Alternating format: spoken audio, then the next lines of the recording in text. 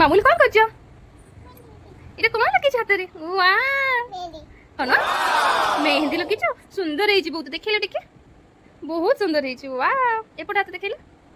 Wow, କିଏ ଲଗେଇ ଦେଇଛନ୍ତି? ମାମା ଲଗେଇ ଦେଇଛନ୍ତି। କ'ଣ ପାଇଁ? ରଜ ପାଇଁ?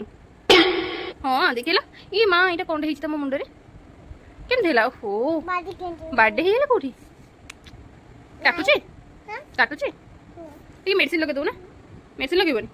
କେମିତି ଭଲ ହବ? କେମିତି ଆପେ ଭଲ ହେଇଯିବ?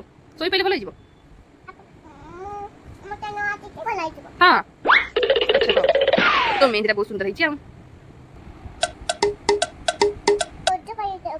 ରଜ ପାଇଁ ଏଇଟା ଲଗେଇଛ? ଦେଖିଲ, ରଜ ତ ସରିଗଲା ଆଜି। ରଜ ତ ସରିଗଲା ନା, ତମେ ସରିଲା ଦିନ ଲଗଉଛ। ଦେଖିଲ ଟିକେ ଉପରଟା ବଢିଆ ଲାଗୁଛି। ୱାଓ, ଉପରେ କଥି ବୋଳି ଆଇଛି। କେତେ କୁନି କୁନି ହାତରେ ଲଗେଇ ଦେଇଛନ୍ତି ମାମୁଲୁ।